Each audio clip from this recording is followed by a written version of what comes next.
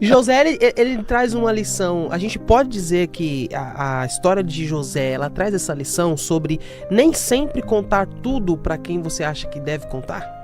Você pode contar tudo, só não pode contar a senha. Sabe por quê?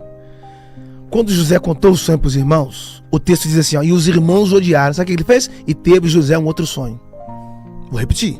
Ele contou o sonho para os irmãos passou a odiar. Ao invés dele parar de sonhar por causa do ódio dos irmãos, ele falou, quer saber? E teve José um outro sonho.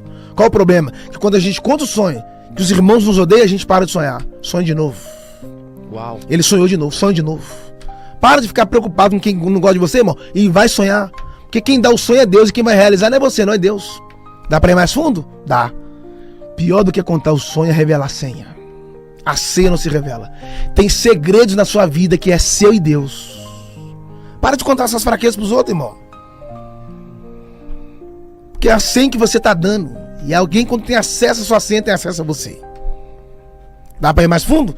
José, os irmãos tirou a túnica dele, você lembra? Sim. Que a túnica era colorida? Sim. Várias cores, né? Yes. Porque Deus nunca vai te vestir com a túnica de várias cores se você tem sonho preto e branco.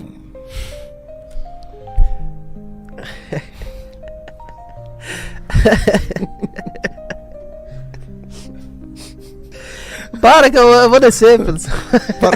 De onde vem tanta informação? Cara, Deus nunca vai te dar uma túnica colorida se você tem sonhos preto e branco. Por quê? Porque o que você expõe do lado de fora revela o que você tem pro lado de dentro. O sonho de governador, o sonho de sonho aluno é sonho preto e branco, não é? Tem cores. Tem cores. Só que quando os irmãos tiraram a túnica dele, tirou a túnica, mas não conseguiu tirar os sonhos. E sabe o que é engraçado? Que eles tirou a túnica, mas não vestiu, porque não cabia neles.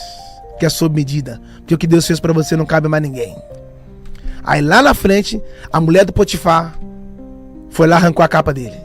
Ele perdeu a túnica e a capa, mas continuou com os sonhos. Porque lá, os irmãos arrancaram a túnica para mexer no sonho dele. Lá na frente, a mulher arrancou a capa para mexer na moral dele. Ela tirou o que ele tinha por fora, mas não conseguiu roubar o que estava lá dentro. A capa ficou na mão dela e os sonhos continuou no coração dele. Dá pra ir mais fundo? Dá. Ele perdeu a capa, ficou nu, mas continuou santo. E hoje tem gente que a roupa tá lá no pé, mas a santidade já foi embora. A santidade não começa por fora, ela termina do lado de fora, mas a santidade não começa por fora, não. A santidade começa por dentro e termina por fora. Porque santidade que começa por fora e termina por dentro é santidade fingida ou santidade de fariseu. A santidade de fariseu. É, me honra com os lábios, mas o coração tá longe.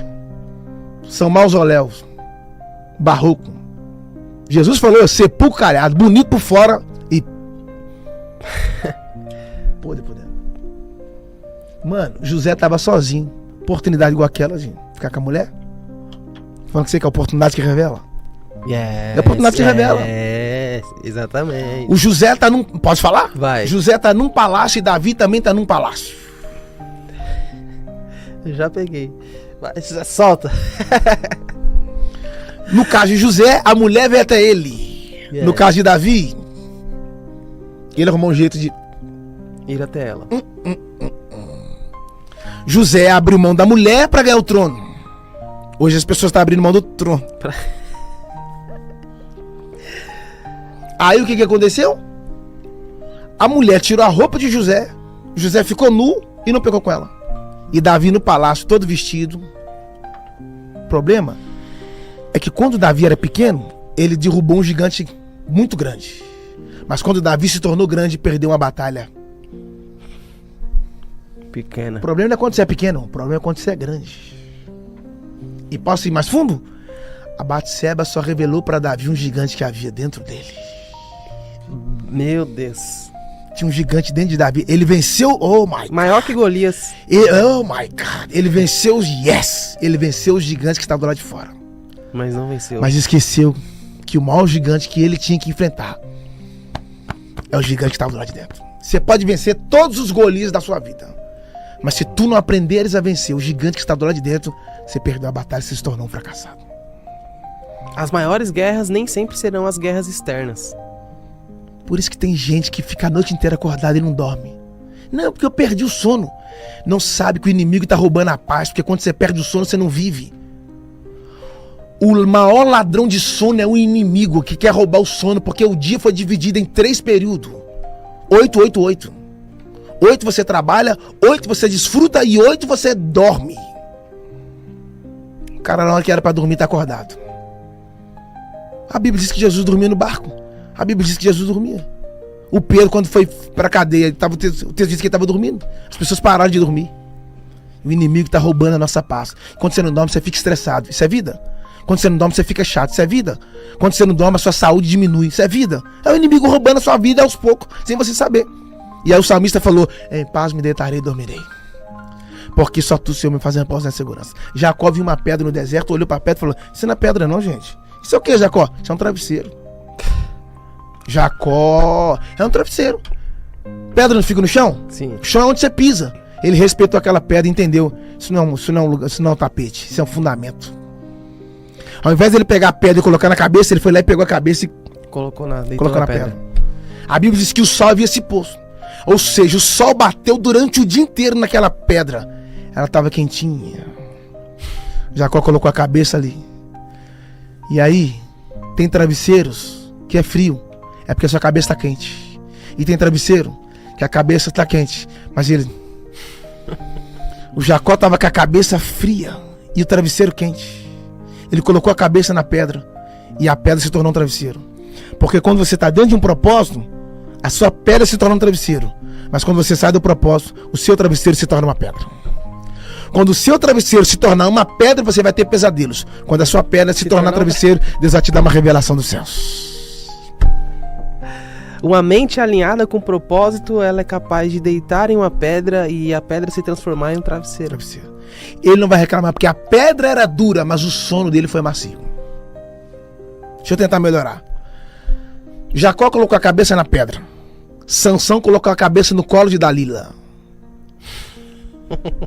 João colocou a cabeça no peito de Jesus. E Maria colocou a cabeça nos... Onde você está com a cabeça? Onde você está com a cabeça? Quando você coloca a cabeça na pedra, que ela se torna um propósito, você vai ter revelação. Quando você coloca a cabeça no colo de Dalila ou na cabeça de alguém que você não tem, no colo de alguém que você não tem aliança, você já foi seduzido. Você está prestes a morrer. Quando você coloca a cabeça no peito de alguém, a primeira coisa que você ouve: as batidas do coração. Deus está te dando um novo ritmo. Porque o som que você está ouvindo não é um som de fora, é um som de dentro. Aí Maria pegou e colocou a cabeça nos pés de Jesus, que ela enxugou o pé dele com os cabelos. A maior liderança de todos é de Jesus. Porque o líder, para mostrar que tem autoridade, não precisa levantar o pé. É o liderado que abaixa. Se tá levantando o pé é porque perdeu a autoridade. Tá precisando levantar o pé. Aí a última, quando Jesus chega no céu, os 24 anciões fala: pera aí, um já colocou a cabeça no peito, colocou a cabeça no pé. Já sei, nós não vamos colocar a cabeça em lugar nenhum. Vamos tirar as nossas coroas e colocar. E vamos colocar no pé dele. Mas pera aí, coroa não se coloca no pé, não é? Coroa se coloca na cabeça. Na cabeça. Mas por que eles tiraram a coroa da cabeça deles e colocou nos pés de Jesus? Porque Jesus é o único rei que é digno de ser coroado desde a cabeça aos pés. Aos pés. Desde a cabeça. Sabe qual é o grave problema de alguns ministros?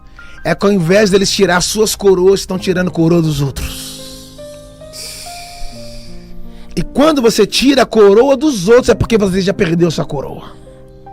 Não roube coroa dos outros, porque é sinal que você não tem.